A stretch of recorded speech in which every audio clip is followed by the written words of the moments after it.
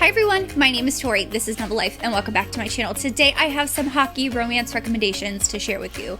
So, hockey romances have been a huge thing lately. I don't know what it is. Hockey season is just now ending. There's the playoffs happening as the time I'm filming this, but I don't know what it is about hockey romances, but everyone's been loving them, everyone's been wanting to read them, and I have compiled a list of hockey romances that I would recommend to you. I'm not going to do like the big hockey romances that I feel like everyone has already read, like the Off-Campus series, the Briar U series, Consider Me by Becca Mack. Those are just some of the big ones that people have already read, people already know of, and that's pretty popular. Some you may have heard of but haven't picked up, and some that I just would recommend. One thing I do love to read is when hockey is actually in the book, and I'm going to specify which books have more hockey, like of the sports aspect in it. So let's just go ahead and jump in to the romance recommendations. The first one I have to recommend is Offside by Avery Keelan. So this one is an extremely popular one, but it is a newer release, and I know that some of my friends here on BookTube have not read it, so this is your sign, if you have not read this book, that you need to read it. So this one, I love it because not only is it a rivals romance. So our female character, she has an ex-boyfriend that is on the hockey team with her brother for the college that she goes to. In like the town next to them, they have another college where our main male character, he is on the hockey team on there. So it's rivals in that way, where it's like two competing colleges that are kind of in the same division, I guess you could say. It's funny because when, you know, at the beginning of the book, we see that her boyfriend, like, wanting to take a break, basically. And she's like, are you joking right now? Like, you're joking, right? And so ever since she kind of breaks it off with him and they're not together anymore, everyone that's on the hockey team and all the other girlfriends are kind of like shunning her. Even the roommates that she has, they're kind of like shunning her, even though she's not affiliated with someone on the hockey team, like romantically, even though her brother's on the hockey team. Doesn't make sense. So she finds this super sweet friendship with someone else on the hockey team, like on the rival team. I think his name is Chase, if I'm not mistaken. And I just loved their romance. This one does have a lot of hockey in there. She does go to a lot of the games. She loves watching hockey. He takes her on skating dates and hot chocolate dates, and it is super swoon worthy. Loved this one. And another one that I just blew my mind was Secret Puck by Rebecca Jinshak. So this one is a kind of forbidden romance because our main male character starts hooking up with the team captain's little sister. And from the get-go, like, the team captain's like, no one touches my sister. No one's gonna date her. And to be fair, the main male character at the beginning didn't know that was the captain's little sister, but he does not regret it in the slightest. So it's the forbiddenness, like hiding the relationship. And because the team captain and him are on the same hockey team, or the female character's brother, which is the captain, is on the same hockey team, there is quite a bit of hockey in here too, which I love. I love seeing it I love seeing the players on the ice and seeing how it works. Also, if like the female character just so happens to be watching in the stands, like, that's a plus too. And I personally really loved this one as well. Both Secret Puck and Offsides was the two books that kind of sparked my obsession for hockey romances lately, because I did read Consider Me, but I didn't particularly like that book. So I was like, I want to find other books that, you know, people are not really talking about. So these two I read quite a while ago, but I really loved it. So the next one I have is an older book. This is I think it was like published in 2014. So I remember reading it and like crying about it. And that is The Year We Fell Down by Serena Bowen. So this one, while it is a hockey sports romance, there's not too much hockey in it. So this one I also really enjoyed, not only for the disability representation, but also because both characters play and know about ice hockey. So our female character, Corey, she is going to college and starting college, but she's starting college in a wheelchair she had an accident that left her in a wheelchair. And she was, you know, supposed to start on the varsity ice hockey team. And she is put into a dorm room that's more accessible for people who use mobility aids. So, of course, the person that is across the hall from her is our main male character. And he is also on the ice hockey team. He's on the male varsity ice hockey team.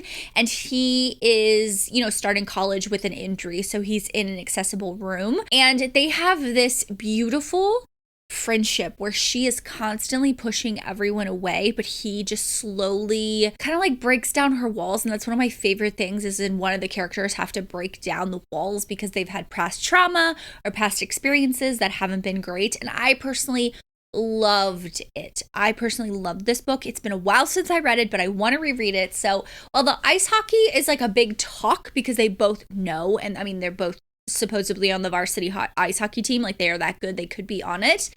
So the talk is there. The ice hockey is not like as prevalent because they both really can't play at the beginning of the book, but I thoroughly enjoyed it. I thought the romance was beautiful, and I would highly recommend this one. I feel like it's an underrated book by Serena Bowen. The next one I have is Iced Out by C.E. Ritchie. So this is a rival teammates romance. So when I say rivals, they actually play for the same team now in college. But what I really loved about this one is that it shows how just because your name is a well-known name in the sport doesn't mean anything. So one of our main male characters, he is, he comes from this lineage of great hockey players. His father and his father's twin brother, they are both big names in the hockey world. And when he's starting college, you see that the coach for his college team is his uncle, basically. And so we have our other main male character. He just is totally off-put by our other character because of his name, because he feels like he didn't really work towards anything like he had to. Like, his family doesn't come from like a lineage of hockey, stars and stuff like that. So I thoroughly enjoyed this one because not only is that enemies hate to love aspect, but it's also super, super steamy. So I will say this is a little bit more on the steamy side, but because they both are hockey players, there is a ton of hockey on the ice, off the ice, locker room stuff. It was great. I loved it. I actually really loved I wouldn't say character growth, but I loved the growth of the story because both of the characters really, not to concede because I don't want to say that, but they both have to give a little bit and open up to the other, even though they've spent all of these years that they've been playing hockey either on different teams, but now they're on the same team. They've got to figure it out. And there's like a superstition, hockey players are big about that. And I just love this one so good. I mean, everyone's been hyping it up and it is really, really good. The next book I have is a classic in my book, and that's Always Only You by Chloe Lees. So in this book, we have Frankie and Ren. Frankie is the social media manager. She works with the team, the hockey team's like social media stuff to make sure, all that's all good. But she is autistic and she has rheumatoid arthritis, which, if you know me, I have rheumatoid arthritis, and I thought this book was perfection because of that. And Ren, who is Ren Bergman, this is book 2 in the Bergman Brothers series, but Ren is on the hockey team, and he is this cinnamon roll hero, this super teddy bear-ish guy. And the way that he treats Frankie is just so adorable, like so adorable. They have such a cool romance. It's like they easily fall into love with each other. And it was just so amazing to read. And I will say the hockey's like half there.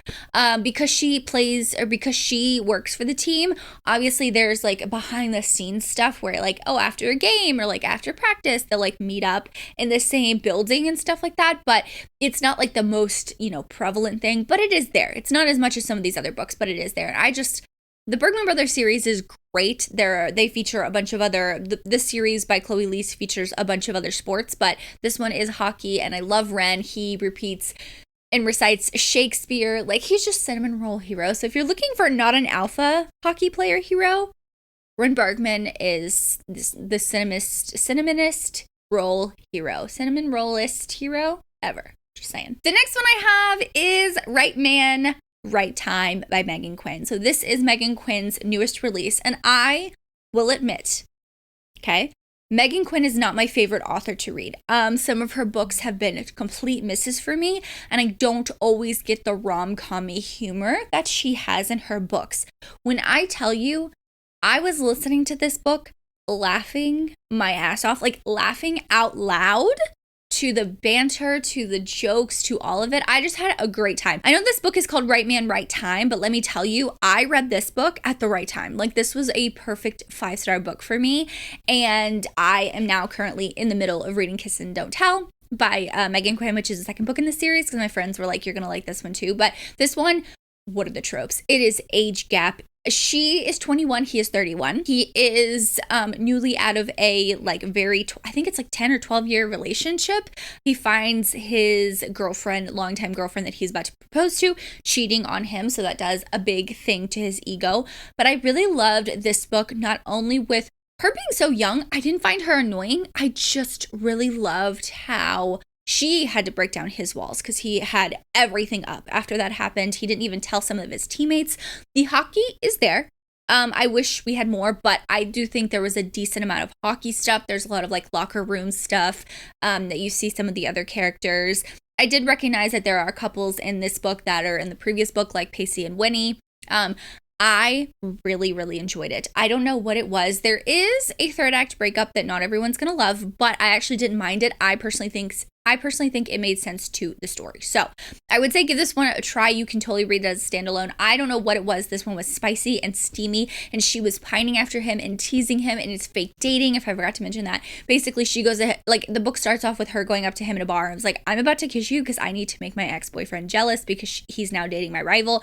I'm going to give you 5 seconds. And then she kisses him. And he's like, what the fuck is going on? Well, I guess I want to use, this girl too to make my ex feel jealous because his ex got a job at the hockey team, like in management or something, or in the corporate side of it. So, it was so good. I feel like I can rave about that one forever. But the next one I have is Puck Me Secretly by Odette Stone. I feel like this is a classic. This whole series is good.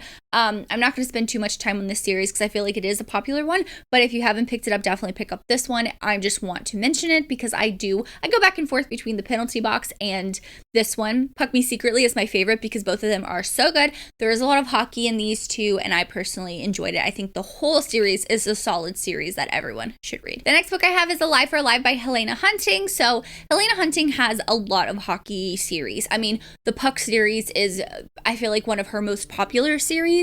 It's very rom-com-y type thing.